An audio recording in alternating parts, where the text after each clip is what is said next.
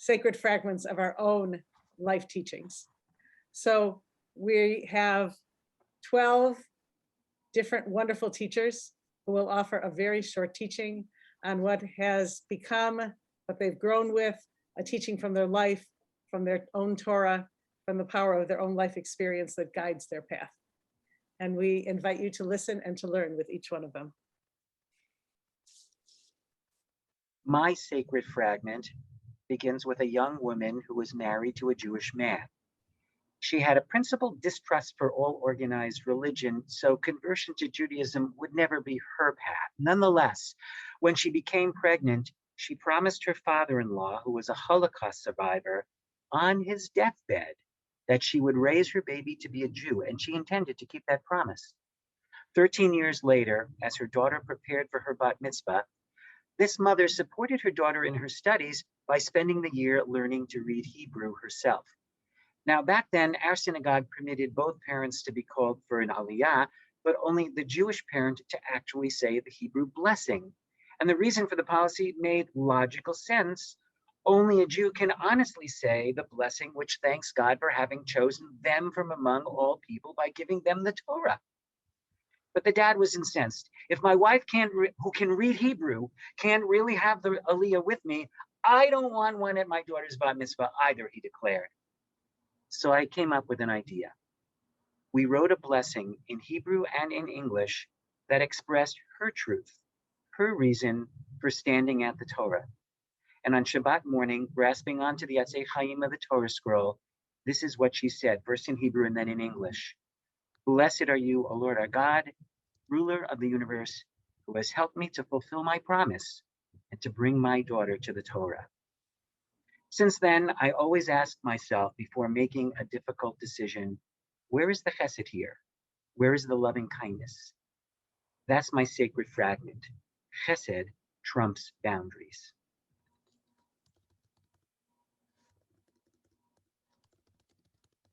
My sacred fragment is a text from the second chapter of Shir HaShirim, of the Song of Songs, the sentence that says, hidden by the cliff, let me see your face, let me hear your voice, for your voice is sweet and your face is comely. And in Hebrew, it's Hashmi Ini et Kolech. And this to me is emblematic of my Judaism and my rabbinate, because it's this weird, funky, grammatical situation in which we are asking a woman to make us hear her voice. And it's this radical truth that many people for many generations have not wanted to include in our tradition. But the great Rabbi Akiva came along and said, how could you ever dream of not including Shir HaShirim in our canon? Shir HaShirim is the holiest of holy texts that shows God's love for all of us, for the Jewish people. And I love this because it really shows how we can find something edgy, something radical, but something that is still deeply, deeply rooted in our tradition. And that can guide us in all the richness of our tradition. So my sacred fragment is to Hashmi Ini et Kolech, to let me hear your voice. Chag Sameach, everybody. I'm Eric Gurvis from Sha'are Shalom in Ashland. We don't have a physical location, so I don't have a hat because they couldn't get one to me. But I'm with my colleagues in spirit. My sacred fragment, I guess, as I taught in the last hour to the group that was with me, comes from a teaching that I learned at the feet of Rabbi Yitz Greenberg many years ago. We all know that in the opening chapter of Genesis, we are taught that each human being is a reflection of Tselem Elohim, the image of God. To me, that is a core teaching from our tradition. And it was actually Rabbi Larry Kushner, formerly of Bethel in Sudbury, who brought me to a new level of understanding through a teaching of the Rav Shitzer Rebbe, one of the Hasidic masters, who taught of the moment at Sinai, which we're reliving tonight, that everybody saw God. But how could everybody see God if nobody can see God's face? And so the Rothschilds taught that what everybody saw and heard was but the first letter of the first word of the first of Aserta Dibrot, the first of the utterances, which is an Aleph. Aleph is silent, as you know. But if you look at any face on this gallery and imagine just cocking your head, and two eyes are Yuds and the nose is a Vav, and on every precious Punim is an Aleph. And you know what? In today's time, in today's world, as we prepare to come out of our homes, out of our caves, and return to living with one another, we need to remember to look for the Aleph on the face of every other person. It's not just believing that we're created in the image. For me, it's living in the image. And may we see those glorious Alephs together here at the foot of the mountain, and then as often as possible, as soon as possible, each and every day. Chag Sameach.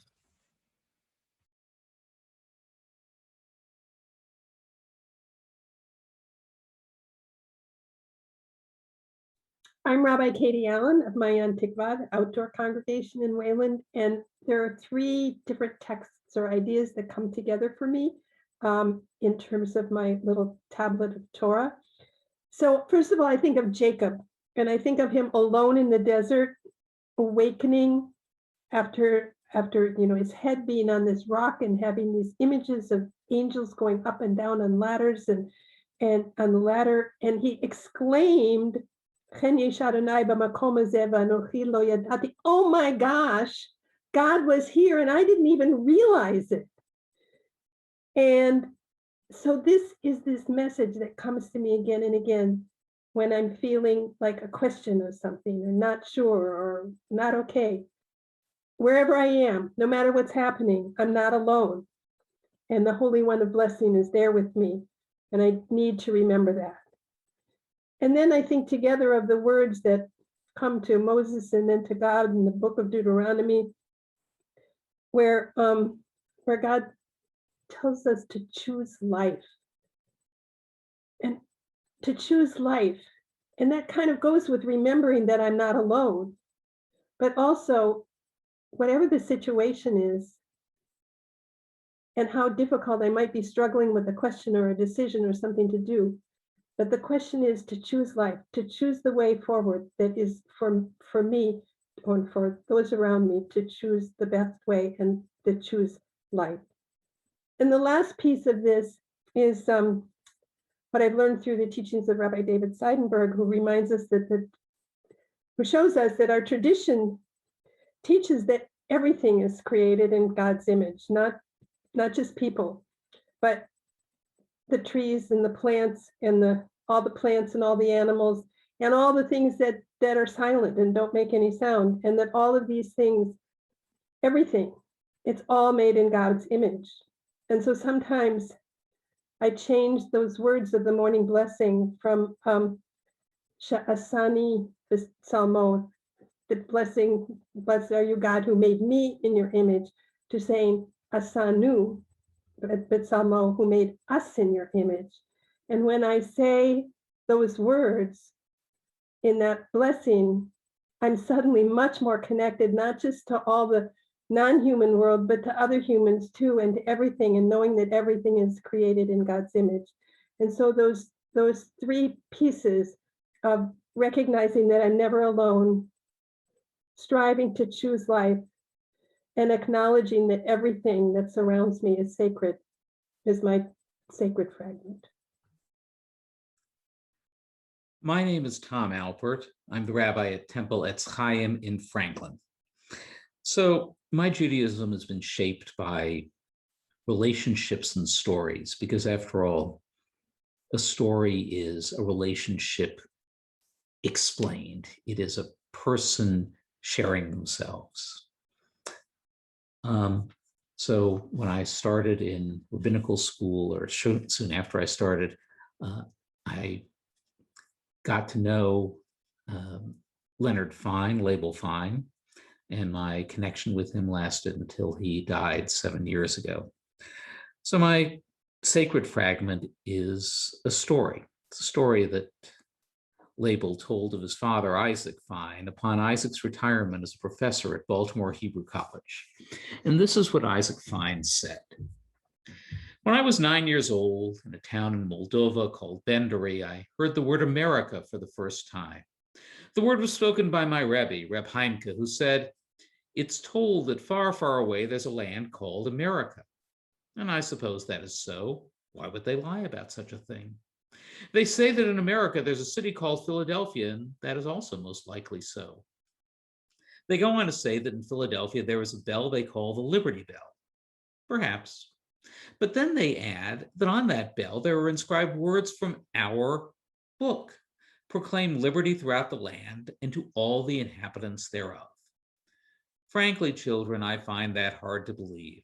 Why would they write words from our Torah on their bell? Reb Heimke continued, if when you grow up you happen to go to America, try to visit Philadelphia and go see the bell, and then write me a card and tell me, are the words really engraved there?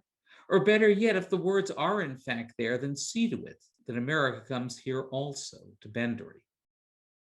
Years later, Isaac continued, I chanced to Philadelphia and remembering Reb Heimke's plea, went to see the Liberty Bell. Sure enough, there were the words from the Torah. But there was also a crack in the bell. You honor me tonight as a teacher, but my hope is that what I have been all these years is a bell mender. So that's the Torah that guides me. I've been trying to be a bell mender.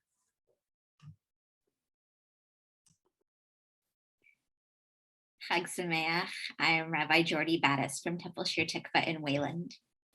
A phrase that I come back to over and over from Torah is Ki gerim hayitem be'eretz Mitzrayim, because you were strangers in the land of Egypt. This phrase comes up over and over again in Torah as the reasoning and commandments about how we should treat each other. It is why we should take care of each other, why we should demonstrate love toward each other, and why we should act toward each other person with kindness and respect, because we each know what it feels like to have been a stranger, and because others have helped us at so many points along the way. I read the Torah here as pointing us back to the common experience that every one of us has had at times of having been an outsider, having felt like we're on our own, having been lost or scared, in need of protection and help. It reminds us that we have all been in need sometimes, and that all of us have had moments when we could not do it alone but needed others. With this, the Torah steps in to remind us that we have been strangers, and that other person over there is feeling those things right now. Go walk beside them and show compassion to them, says Torah, because you know what that is like. To me, the Torah is teaching us that empathy is at the core of what it means to be part of the Jewish people, and that we are each obligated to each other because we know the dark, but also because we have walked with others toward the light. Chag Sameach. Yasher Koach. I'm Ken Richmond, the cantor at Temple Israel of Natick. My teacher, Rabbi Sharon Cohen Anisfeld, said recently that Rabbi Gordon Tucker once said, the most comforting 3 words in the Hebrew language are, Hu haya omer. He used to say, she used to teach. They show that a person was known for consistent principles, for lessons that they stood for and stood by. I'm delighted to be hearing some of my colleagues' favorite teachings tonight. I'm thinking especially of our 2 soon-to-be retiring colleagues, my dear partner on the Bima, Rabbi Dan Liben, whose many teachings echo in my ears, and Cantor Laurel Zarkessler, whose wisdom lingers with me from Shavuot gatherings past. I sometimes worry that the only sayings I'm known for are, do the dishes, or eat your vegetables, passed on from my father, or practice, practice, practice, passed from my mother to me to my B'nai Mitzvah students. I'm hoping as a cantor becoming also a rabbi that I'll have the chance not only to get melodies and prayers stuck in people's heads, but some nuggets of Torah as well. And I hope that for all of us, standing together at Sinai and preparing to journey on, that we'll learn favorite teachings from others and pass on our own lessons that we lovingly return to, for which we're known in our families and our communities, and which others will be inspired someday to pass along. Chag Sameach.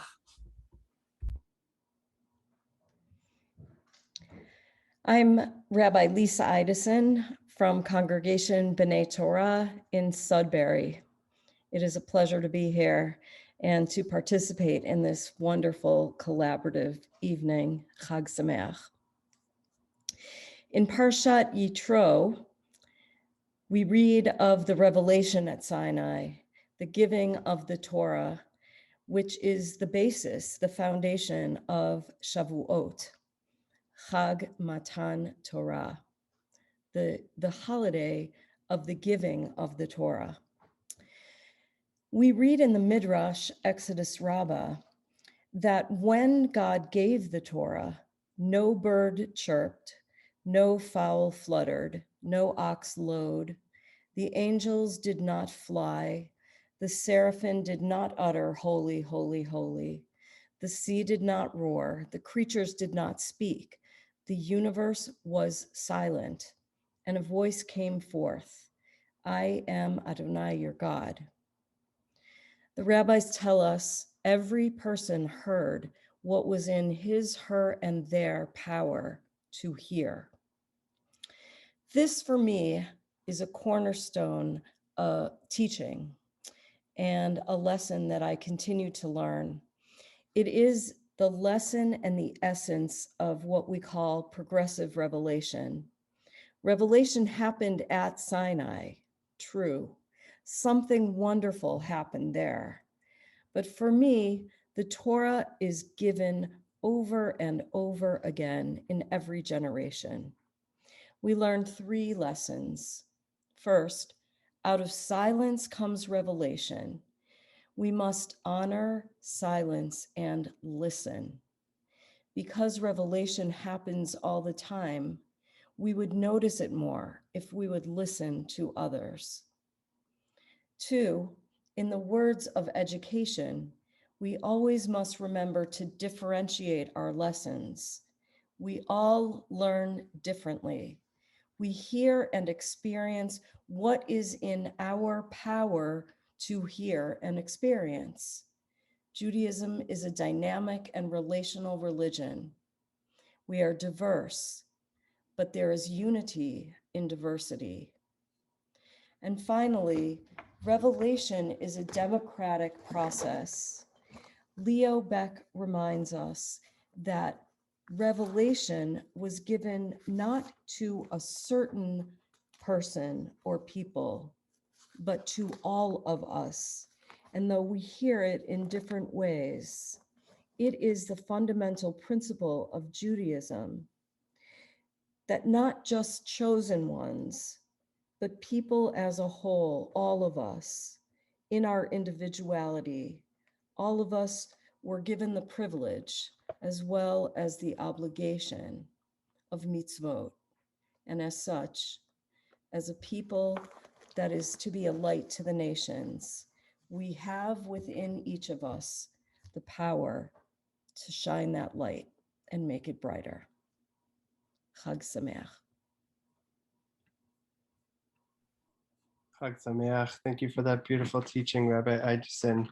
I'm Rav Sam Blumberg from Temple Beth Am in Framingham, and it's wonderful to be celebrating with you all this evening. My sacred fragment is from Rabbi Mordechai Kaplan in his book, Questions Jews Ask. He writes, "It matters very little how we conceive God, as long as we so believe in God that that belief makes a tremendous difference in our lives." I'm going to read it again. It matters very little how we conceive God, as long as we so believe in God that that belief makes a tremendous difference in our lives.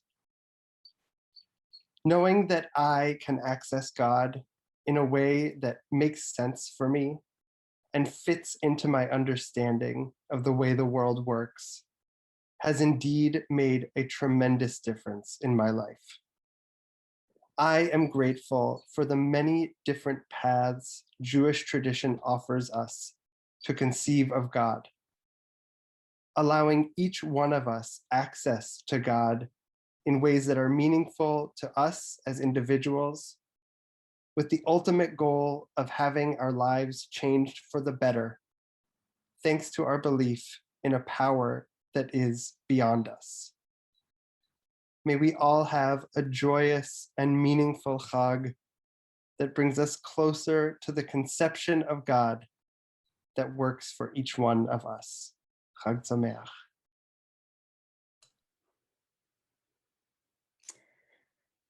I'm Rabbi Mimi Micner. I'm the rabbi at Temple Beth Torah in Holliston. My family's story is a story of miracles. My father's family miraculously survived the Holocaust and were granted visas to Canada.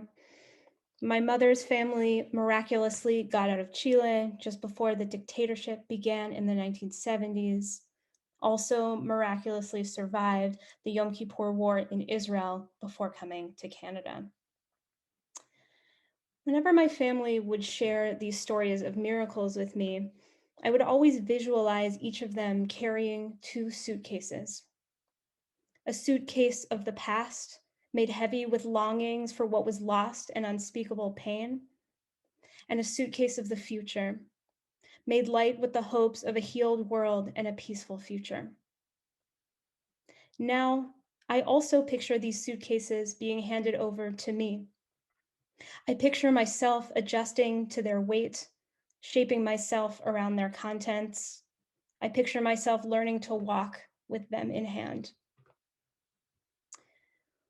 One of my favorite rabbinic teachings describes a conversation about what the sea looked like when it split to allow the enslaved Israelites to walk to freedom.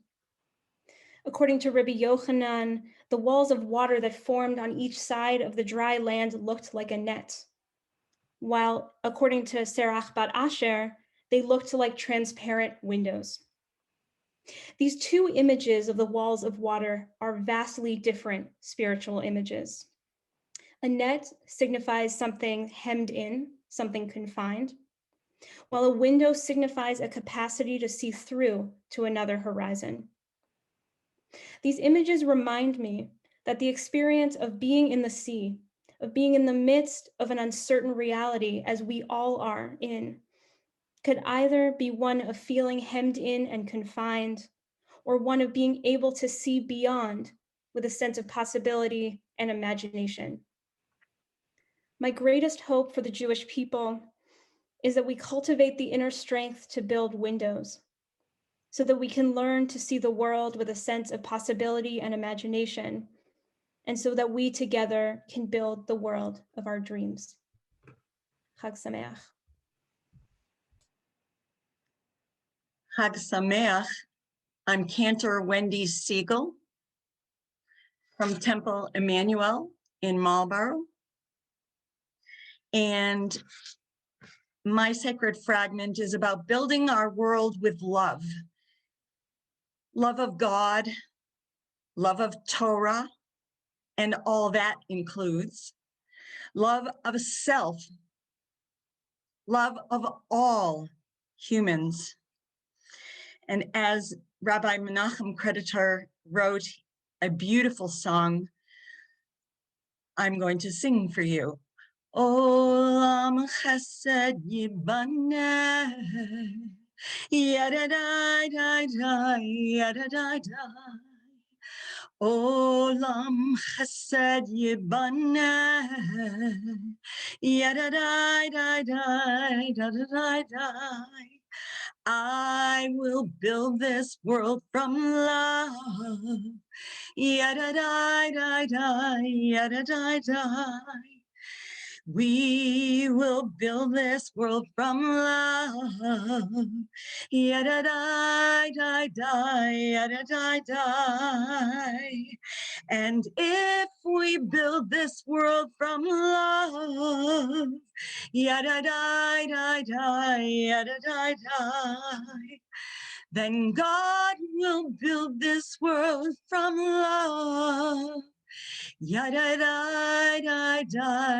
yada-di-di. With love, Hag Sameach.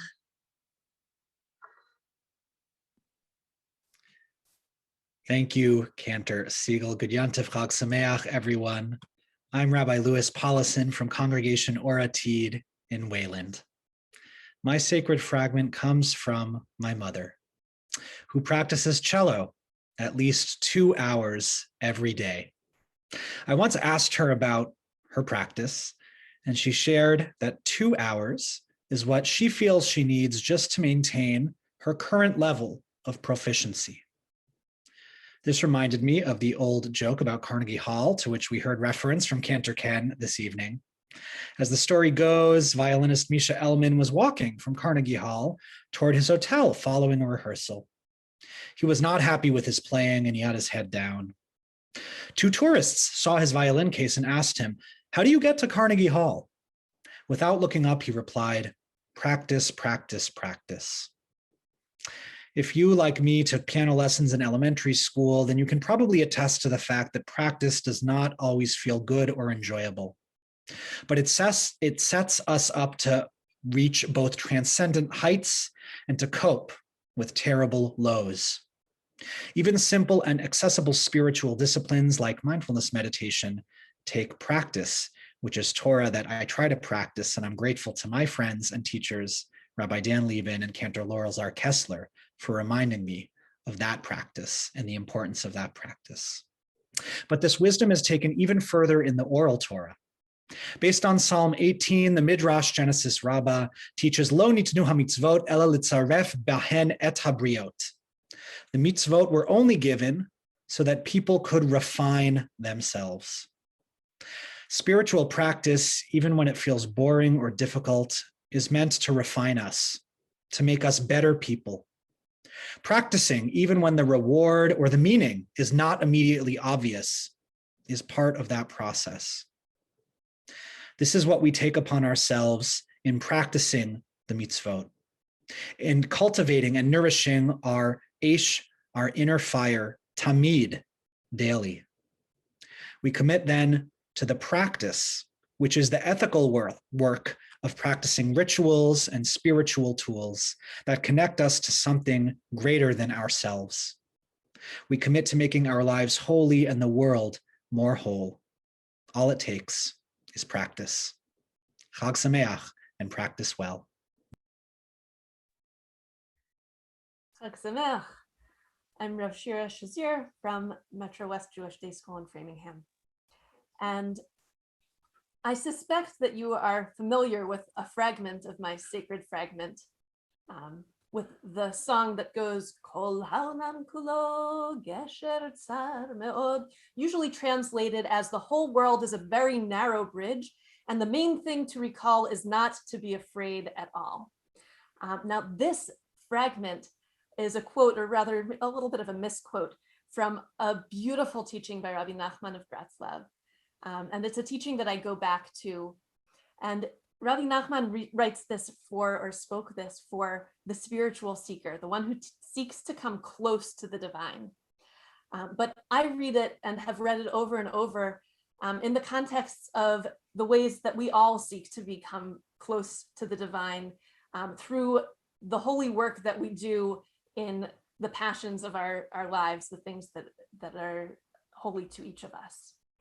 And Rabbi Nachman, the core of this teaching is that when we're trying to get there, it can feel very far away. And we may feel like we'll never get there. It may feel like whatever we do, it's not enough. God's not listening. But if we only knew how close we were, we could never give up. And really, a lot of the time, we're much closer than we seem. And perhaps my favorite fragment of this fragment is the one that says, if only someone had told me, I've been there, I've done it, and you can do it too. I would have flown far, far ahead and I'd have gotten there. Two more little fragments from my fragment. The one where all we need to hear is, sister, you are powerful and courageous. It's all we need. And finally, that quote, which is a bit of a misquote. What he really says is, know that a person has to cross over a very narrow bridge in order to get there in this spiritual seeking. But the rule and the essence is not lehitfached, not to be afraid, but not to terrify oneself, not to let your own worries overtake you. And that's my blessing for us and my fragment for tonight. Beautiful. I'm in the position now of cleanup hitting after these amazing fragments of Torah have been laid out for us. So I'll share mine briefly, and then we'll introduce our keynote speaker for the evening. In rabbinical school, I already knew that I loved telling stories. It was something that I did for fun. It was something that I did to inspire myself. And it was something that I did perhaps with the same passion that we heard Rabbi Polisson speak of, that practice from his mother again and again to go back and engage in. When ordination came at Hebrew College, Rabbi Sharon Cohen Anisfeld gave me a blessing. And it was a piece of Torah that I've held very close ever since. It's from Hosea, it's from the prophet Hosea, chapter 14, verse 3. Kechu imachem dvarim v'shuvu el Adonai. Take with you words, and return to God. We know that words have power. If you've been touched this evening by anything that we've experienced, it's been because of the power of words. And to a very real extent, these past months of COVID have essentialized the power of words for us, even beyond body language or touch or any of these other cues upon which we rely. Words and their power have risen before us. Words can heal. They can hurt also. Sticks and stones can break my bones, but words will never hurt me. Yeah, we don't hold by that. We also know that words can be incredibly holy. And tonight we're celebrating, we're coming together, commemorating Aseret HaDibrot, 10 utterances, 10 commandments that were given to us for the core of our tradition. So the blessing and the gift and the hope that I extend to each and every one of us is, remember that your words have holy potential. You have the ability, through the power of your speech, to lift up holy sparks, or God forbid, to occlude them. May it be that the study in which we were about to engage this evening continues to guide us to use our words for holy purpose, to draw close to one another with love and with blessing. And may this holiday be for us the next step on a very holy journey of unity. Chag Shavuot Sameach.